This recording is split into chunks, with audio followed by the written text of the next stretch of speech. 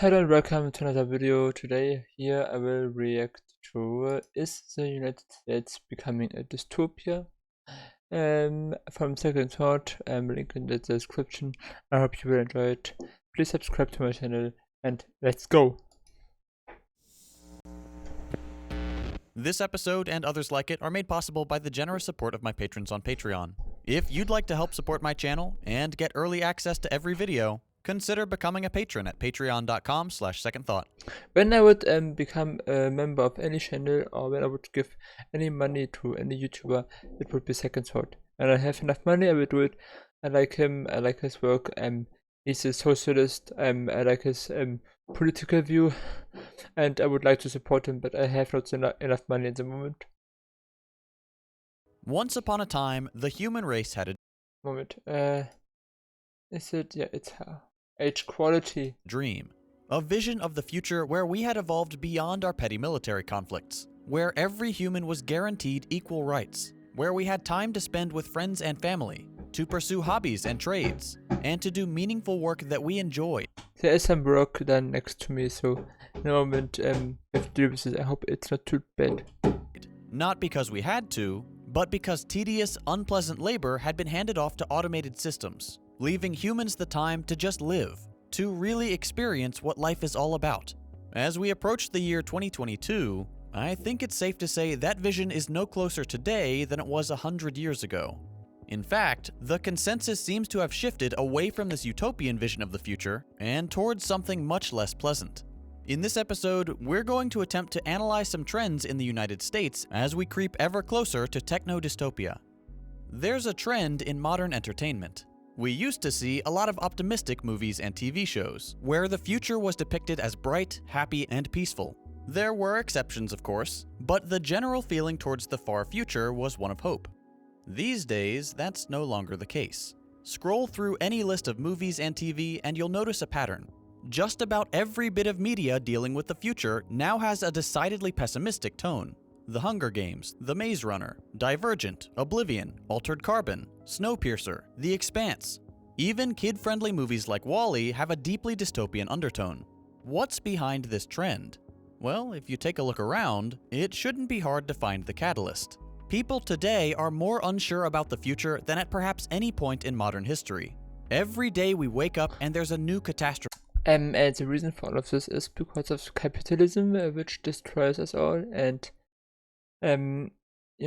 guarantees that the future that is possible will only be realistic for a very small amount of people, for the rich people.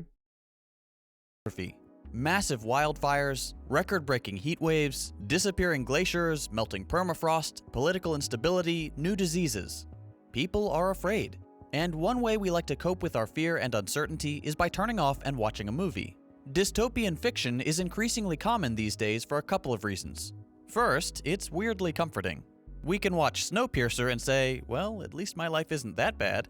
Another reason is that film and television offer us a way to engage with modern problems in a way that feels less traumatic. We can watch Altered Carbon, recognize the problems that mirror those in our own time, and come away thinking, yeah, rapidly increasing inequality is a problem we need to address. It's a more pleasant experience than watching a documentary about collapsing ecosystems and runaway climate change. But it brings those same issues to mind. People like to relate to what they're watching, even if the subject matter is unpleasant. In a way, dystopian fiction performs a useful service in this regard. People who would otherwise ignore the news and the challenges we face are forced to see the similarities between these fictional worlds and the one we inhabit. But simply recognizing the problems doesn't do much except make the average person miserable. We often feel powerless in the face of monstrous crises like climate change and inequality that exceeds that of the Gilded Age. I really like dystopian movies. I see where his point is that it encourages us to see how unfair and how bad the world we live in is. But I don't like dystopian movies. They make me always feel bad.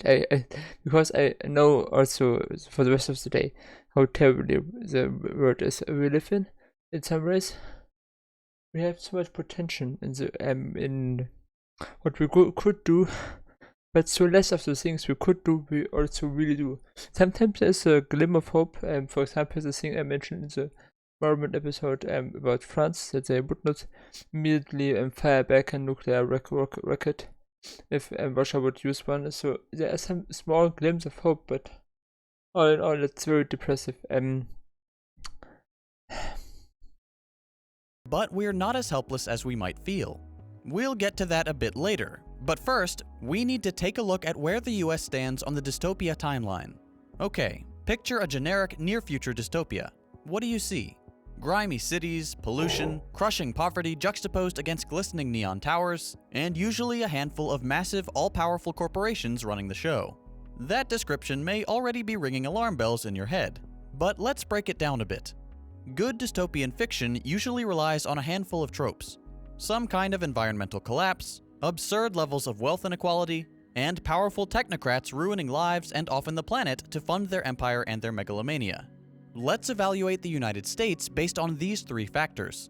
We'll start with environmental issues. Unless you've been living under a rock, you know by now that climate change is happening, and it's not looking good. The fallout from the rapid warming, caused mainly by human activity, will be severe, and it's already begun. As of writing this script, I recently heard about it. 2% increase of average temperature is nearly not any longer avoidable. So there will be an increase of 2%, but or 2 degree, but we can maybe prevent that it gets even hotter. So we have to accept some things that we failed to do in the past, and we can concentrate on trying to make it less severe than it might even come. But there will be an increase in average temperature of 2 degrees. It's not anymore avoidable. Greece has been burning for over a week and is showing no signs of stopping. Thousands of people have had to evacuate under red skies, blistering heat, and suffocating smoke. Other countries face similar conditions, as we saw in Australia not too long ago. Coastal regions face unprecedented flooding, as I saw firsthand while shooting a documentary in the Marshall Islands. We're beginning to see the first climate refugees as entire regions become uninhabitable. The IPCC, an international group at the forefront of climate research, has just put out their most recent paper, and it's shocking. You may be thinking, yeah, I've heard this before. It's true. The entire scientific community has been begging policymakers to listen for decades. But guess what? It's looking like it's too late. The new report is full of data that even the experts didn't expect, at least not so soon. Glaciers are melting at rates that should be happening at higher levels of warming. Permafrost is melting at rates climate scientists didn't expect we'd see for another 70 years. Flooding exceeds expectations, as do droughts, wildfires, and extreme weather. The bottom line is that 1.5 degrees of warming, which has been the number scientists have urged us to try to stay below, is going to produce consequences that look more like 3 degrees of warming. The climate crisis is accelerating. We can no longer ignore the fallout. It's only going to get worse. Now, it's only dystopian if we refuse to adapt and mitigate the fallout, right? Surely world leaders are working tirelessly to solve the problem. Come on, you should know better than that. Without fail, the way he said it was so funny. World leaders are refusing to take sufficiently radical steps to stave off the worst effects of climate change. In fact, here in the US, I recently heard that also that China will continue to put out carbon dioxide until 2030, and then they will lower the. I also read that they want to develop firstly the other energy areas where they can produce in the way you can produce energy, but you can't do in the reality. You can just change its shape. But to produce energy in a more climate-friendly way, they want to develop this new areas first before relying on them and cutting off the coal industry. But we will see. Yes, the current administration is carrying on with business as usual. While Republicans will openly deny climate change to muddy the waters and keep their corporate donors happy, plenty of well-meaning Americans believe the Democrats actually care. They do not. While they pay lip service to long-established science, the Democrats are beholden to the same corporate interests as their more repugnant colleagues. For example, Biden recently said, "We can't wait to tackle the climate crisis. The signs are unmistakable, the science is undeniable, and the cost of inaction keeps mounting." That's nice. And yet, approvals for oil drilling are on track to reach their highest level since George W. Bush was president. A politician's words don't mean anything if they constantly act in a way that contradicts their flowery language. The situation is pretty grim. Politicians understand this, but they are invested, often literally, in the preservation of the status quo which benefits them and the rest of the rich and powerful. Read the IPCC report for yourself. I've left a link in the description. Voting for the less awful presidential do this. I will also maybe do it. I will have maybe also a link. I will just maybe copy his link so you can take a look on it. But you can also go to his channel, to his video. There will be a link in the description, and watch this video yourself, and also take a look. Click his link also. I don't know. The main thing is read it if you have time. Candidate isn't enough anymore. While climate change is definitely the most pressing issue facing our species, and many other species, dystopian fiction often focuses on smaller-scale, human-centric problems. One of the most quintessential of these is the issue of rampant inequality, the wealthy looking down on the unwashed masses from their glittering towers. In Altered Carbon, the rich have found a way to essentially become immortal, the final hurdle for the elite, while the poor are left to suffer and die far below the cloud-top utopias of society's upper crust. The quest for immortality is something that our own billionaires are absolutely pursuing. There's one startup which offers plasma transfusions from the blood of young people in an effort to slow the aging process. Some of the more dedicated elite, like PayPal founder Peter Thiel, routinely spend $40,000 per quarter for blood transfusions from 18-year-olds. We also have the absurdly wealthy going on little joyrides to space, just because they feel like it. Jeff Bezos spent $5.5 billion to spend 11 minutes as far above the poor people as he could possibly get. Meanwhile, his workers, who do the actual labor that produces Amazon's profits, face some of the most inhumane conditions in the country. To get a sense of just how absurdly rich these people are, consider this. There was one open seat on the flight. The person who had the winning bid, nearly $28 million, canceled because of a scheduling conflict. Can you imagine that? Sorry, can't make it to my $28 million spaceflight, something came up. Bezos has long been the subject of intense criticism from the left, but he's really done it now. Even older, more conservative people saw this little stunt as an obscene waste of money.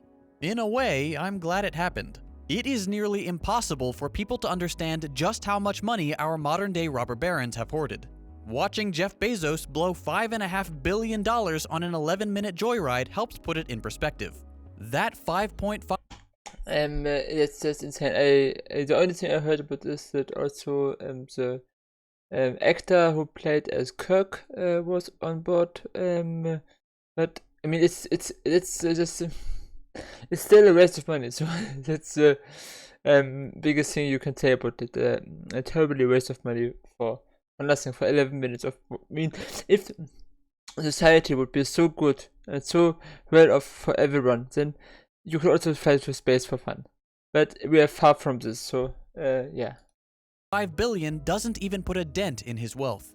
While it's easy to point at the richest handful of people on Earth and say, bad, there is still tremendous inequality several rungs below them.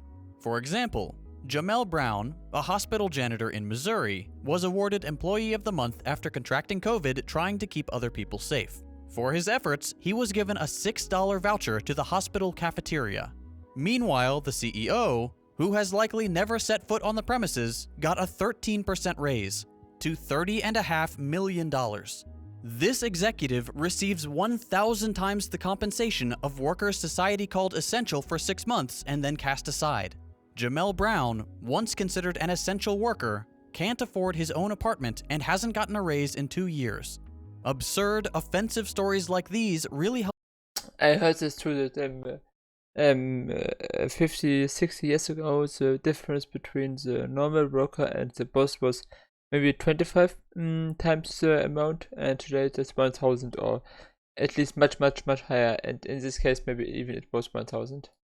Help to drive the point home for average Americans. Our lives continue to get worse while the already rich continue to get richer. Here's another example. Larry Fink, the CEO of BlackRock, the world's largest asset manager, went on the record to say that Americans will have to work longer and make risky investments in order to retire. People like Fink are the same ones who say the economy is doing great and anyone who works hard can succeed. Yet here he is with a tacit admission that people can't get by on the same number of years of work as their parents or grandparents. People in today's job market simply aren't paid.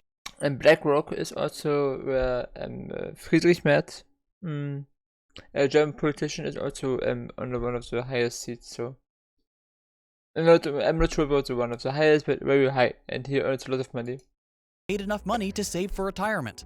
But if you want to get really dystopian, let's take a look at how the state treats its least fortunate. This video was taken in Venice Beach. Here you can see a few people in a makeshift shelter, not bothering anyone, with nowhere else to go, being forcibly evicted by police armed with assault rifles. As the country faces a wave of evictions unlike anything we've ever seen, remember this video. This is how the homeless are treated. Over 30 million Americans are. And it's of course more than just a bit insane. My laughing is of course just because I really can't really comprehend this. I can't understand this why anyone would do this. Like a defense reaction. It's not to make fun about anyone. It's just so weird. It's hard for me to understand this. And yet also in Germany probably the very wealthy are treated in a very bad way. Maybe not this bad. Facing homelessness because their savings were destroyed by the pandemic. 30 million. Inequality in the United States now exceeds even that of the Gilded Age, the most extreme disparity in the country's history. With every crisis, the rich get richer, those who consider themselves middle class lose everything, and the poor fall deeper and deeper into crushing poverty. The final trope in our dystopia comparison is the ever-present hand of the technocrats and the giant corporations. I think it should go without saying that this country is run by Microsoft, Tesla, Amazon, big corporations, you see it. By corporations in all but name. Why haven't we acted on climate change? Because Exxon has lobbied against it for decades, despite being among the first ones to realize their activity would cause problems down the line. They fund both parties. So does the military-industrial complex, companies like Lockheed, Boeing, and Raytheon. Why do you think we're always involved in low-level wars? It's absurdly profitable for these companies. Why don't we have universal healthcare like every other industrialized nation? Because the insurance and pharmaceutical companies make massive donations to both Republicans and Democrats. Then you've got the mega. That's why we should not, as Germans, not so much take a look on the United States and say we should do it exactly like the United States. It's not a good way to go. We should, I don't know, maybe some Scandinavian countries also are a bit better, but we should try to have our own way to maybe prevent this future from happening, which is maybe also not happening in this way, of course, but I don't like the likelihood that we get deeper and deeper into the dependencies from the United States. Here they say we should not be too much depending from nations like Russia or China, but nations just like the United States are of course very welcomed to be dependent on. That's terribly. Corporations like Amazon, Google, and Disney. Want to buy something? Amazon has it cheaper. Streaming video? Amazon has it. Delivery? Amazon. Groceries? Amazon. Spaceflight? Apparently, if you have $28 million. Disney is slowly consuming all other media companies and IPs. Google dominates web traffic. This country is run by corporations, and they want to make sure it stays that way. But let's talk about the really dystopian stuff. There's a Nevada bill up for consideration that would allow tech companies to create their own cities, complete with governments, the right to develop their own taxation, and essentially equal power to traditional counties. That's exactly as terrifying as it sounds. Your job would have complete control over your life, determining what you can and can't do, how little they're allowed to pay you, how much you owe them in taxes. We have this weird fixation on the private sector, especially tech, in the US, and it's going to get us into real trouble. So-called industry leaders like Bill Gates also enjoy essentially limitless positive press for even their most alarming projects. For example, Gates wants to shoot dust into the atmosphere to block the sun. If that sounds familiar, well, it just so happens to be the catalyst for one of our dystopian movies. Then there's every internet dweeb's favorite oligarch, Elon Musk. Neuralink, the company determined to put a computer chip in your brain, will be starting human trials in the very near future. And Musk has just announced that SpaceX will launch a satellite into space with the purpose of displaying advertisements. Any interested parties will be able to buy ad space with crypto. Soon, even the night sky will not offer an escape from the intrusion of capital. So, is the US becoming a dystopia? Our climate is collapsing. His plans from this ultra-rich sound very crazy. I would not support any of this. That's far too above anyone's head. Ads in the sky, and I mean, I don't know about Bill Gates' plan about just shooting dust somewhere to block the sun. If that's, I mean, probably they do it for some reason and not just for. I mean, ads in the sky is just crazy, I think, but I don't see any immediate profit for shooting dust to block the sun.